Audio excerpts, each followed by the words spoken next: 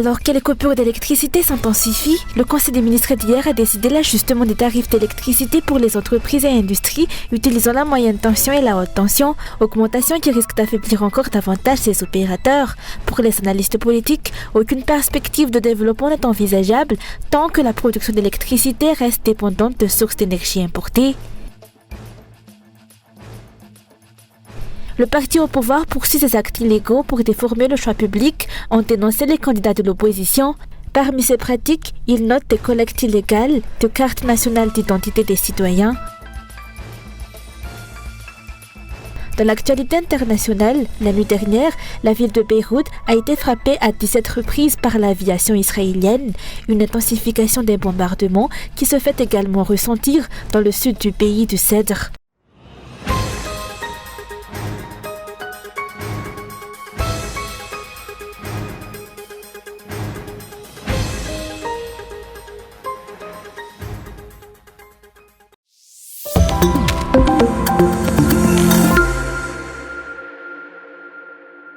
Les tarifs d'électricité pour le service Optima Business de la Jirama, destinés aux entreprises et aux industries utilisant la moyenne tension et la haute tension, seront ajustés. Cette décision a été prise lors du dernier Conseil des ministres. Il a été constaté que le système tarifaire actuel appliqué aux industries n'est plus adapté aux coûts de production et d'exploitation de la Jirama. Cette décision met en évidence que le problème de l'électricité dans le pays persiste en raison du manque de volonté du régime Radziwiłł de résoudre efficacement la crise énergétique. Ce n'est pas la société Jirama qui est la source principale des problèmes, mais plutôt le coût élevé de l'énergie qu'elle utilise et l'insuffisance de sa production.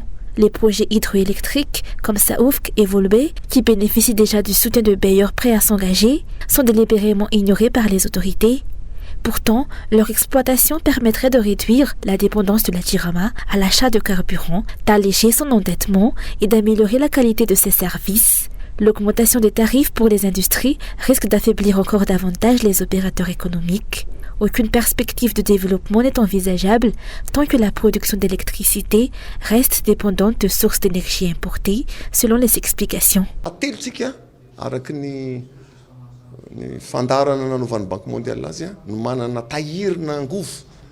Selon la Banque mondiale, Madagascar possède le troisième plus grand potentiel hydroélectrique en Afrique.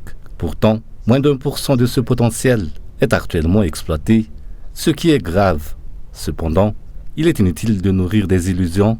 Le pays ne se développera jamais tant que nous continuerons à dépendre d'énergie importée. Nous devons impérativement exploiter nos ressources locales, comme celle de Tsimirur. Les essais menés à Mandrousses avec cette ressource ont donné de bons résultats. Tsimirur pourrait alimenter l'ensemble des groupes électrogènes du pays, réduisant ainsi notre dépendance aux importations et par conséquent le coût de l'électricité.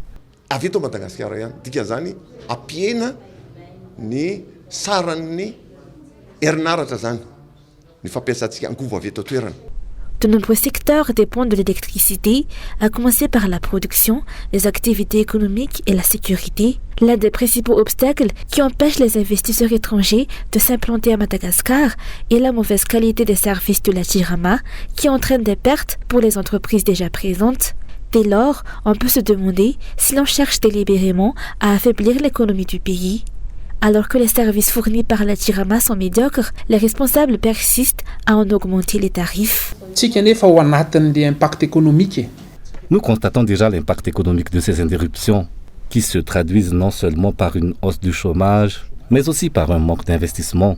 Ce ne sont pas les opportunités qui font défaut, mais bien la sécurité de l'investissement. Lorsque les investisseurs entendent parler de Madagascar, ils hésitent, car ailleurs, la sécurité de leur investissement et de leurs profits est mieux garantie. Les problèmes liés à l'eau et à l'électricité dans le pays sont bien connus. Mais à l'étranger, alors qu'ils voudraient venir investir ici dans de telles conditions,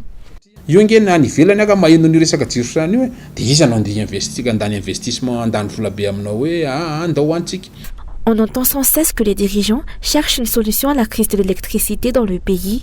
Ils annoncent à chaque rencontre avec des bailleurs et des partenaires que la résolution de ce problème sera accélérée.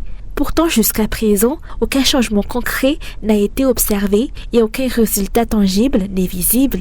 La réalité est que la Jirama sera prompte à couper l'électricité chez un consommateur si ce dernier ne paie pas sa facture à temps. Les coupures surviennent souvent bien avant l'heure annoncée et l'électricité revient bien après l'heure prévue. À présent, en plus de ces dysfonctionnements, les responsables cherchent les moyens d'augmenter le tarif à payer par les consommateurs.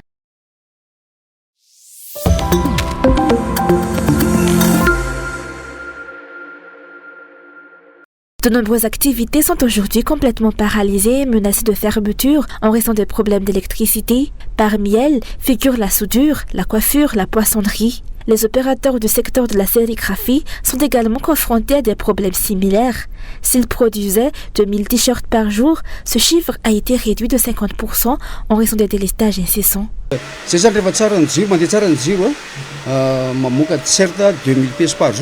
Lorsque l'électricité est disponible, je peux produire jusqu'à 2000 pièces par jour. Cependant, ce n'est plus possible actuellement.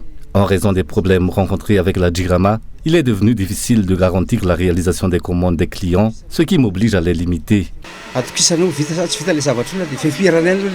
Pour pallier au problème d'électricité, les 45 employés de la société ont été invités à travailler la nuit, mais les coupures d'électricité persistent même pendant ces heures.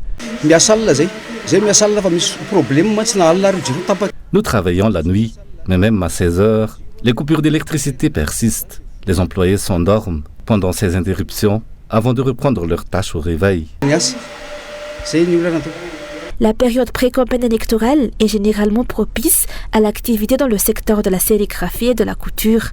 Cependant, en raison des problèmes d'électricité, les opérations sont largement entravées et en marge de cette situation, les salaires des employés doivent être honorés.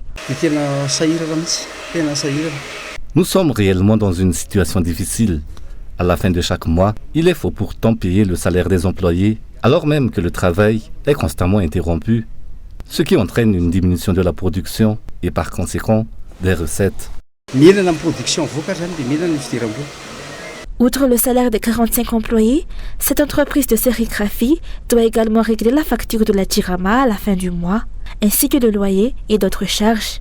La situation est d'autant plus préoccupante que les coupures de courant se multiplient dans le pays, où l'électricité n'est disponible qu'à peine 3 heures sur 24.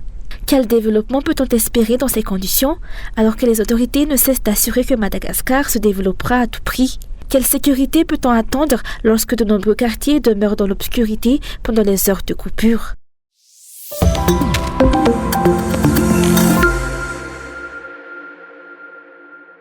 Les candidats de l'opposition dénoncent la poursuite des actes illégaux par le parti au pouvoir à l'approche des élections législatives. Ils soulignent que diverses formes de vol de voix déjà observées lors des élections précédentes se reproduisent dans plusieurs communes. Parmi ces pratiques, ils notent la collecte illégale des cartes d'identité nationale des citoyens. Ny zava-misy zany amin'izao fotoana zao a dia ny fanangonana ny karapanondro sy ny karam-pifidianana mijokojoko. Actuellement, des collectes discrètes de cartes d'identité nationale et de cartes électorales se déroulent dans nos communes. De plus, des changements de membres au sein du CED se produisent en pleine période électorale, à un peu plus d'un mois des élections. Nous savons tous quel est le profil des personnes qui seront choisies pour les remplacer. Nous lançons donc un appel à tous les malgaches de l'île, ne donnez pas votre CIN ni votre carte électorale. Rappelons que la carte électorale n'est utilisable que pour le scrutin. Les candidats issus de partis externes au régime tirent la sonnette d'alarme face à ces pratiques illégales. De tels abus avaient déjà été dénoncés par divers acteurs politiques et de la société civile lors des dernières élections.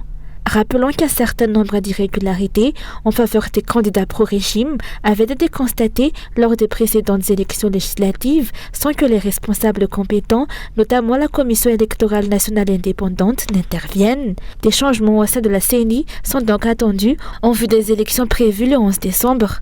Ces élections communales revêtent une importance cruciale pour le pays car le développement local en dépend directement.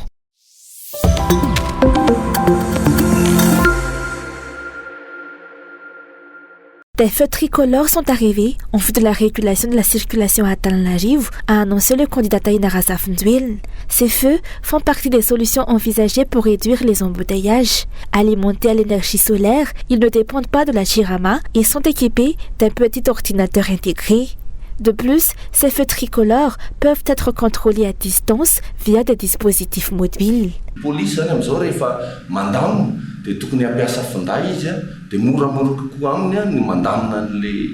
Les agents de circulation pourront utiliser leur téléphone pour contrôler ces feux tricolores, ce qui simplifiera considérablement la gestion du trafic.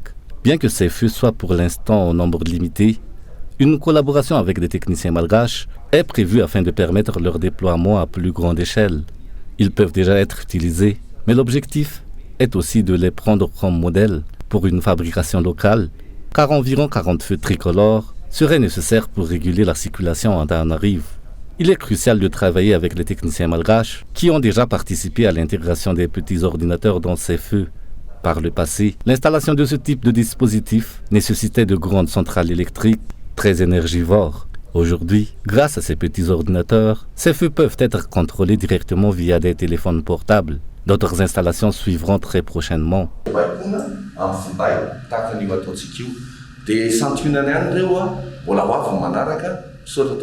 Rappelons que les problèmes d'embouteillage persistent à Tananarivo depuis des années et font perdre énormément de temps aux automobilistes tananariviens et les habitants.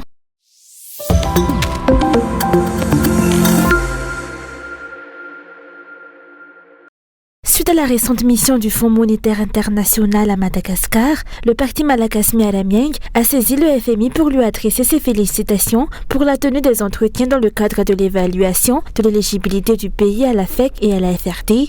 Le parti a également réitéré 4 grands points qu'il juge essentiels pour la vie nationale. À savoir, premièrement, l'État doit concentrer ses investissements sur les secteurs sociaux tels que l'éducation, la santé, l'eau et l'énergie. Cela nécessite un moratoire sur les grands projets non prioritaires et coûteux du gouvernement, comme l'autoroute à Tananarivo-Thomas. Deuxièmement, il est impératif que les partenaires internationaux prennent des mesures effectives pour mettre fin à l'opacité dans la gouvernance et à la corruption qui profite aux intérêts privés et personnels des dirigeants. Troisièmement, une plus grande transparence est nécessaire sur la gestion des affaires de l'État, notamment les financements privés, afin d'éviter le pillage des ressources nationales dans l'intérêt des générations futures. Enfin, le parti rappelle l'amélioration de la gouvernance afin de renforcer le respect des institutions et de leur cadre légal, ainsi que de lutter activement contre la corruption.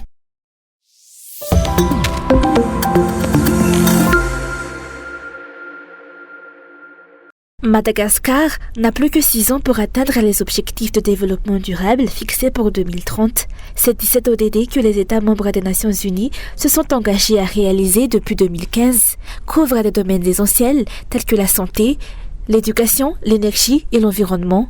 Ce sont des secteurs encore en difficulté dans le pays. Le pays accuse de nombreux retards dans la réalisation de ces ODD, comme l'a souligné la coordonnatrice résidente du système des Nations Unies. L'atteinte de ces ODD par Madagascar est encouragée. Alors, beaucoup de pays participent donc à ces objectifs de développement durable. Et nous savons que certains pays, beaucoup de pays auront du retard et ne pourront pas atteindre les objectifs de développement durable. N'oubliez pas que la pandémie a également contribué à ralentir significativement ces efforts-là. Nous avons beaucoup d'espoir que Madagascar puisse au moins remplir une grande partie. Aujourd'hui est le 79e anniversaire de la création des Nations Unies aux États-Unis. Cette journée des Nations Unies est marquée par diverses célébrations, dont une cérémonie à Ivatu pour Madagascar. À cette occasion, les buts de la création des Nations Unies ont été rappelés, notamment la protection et le renforcement de la paix et de la stabilité dans le monde après la Seconde Guerre mondiale.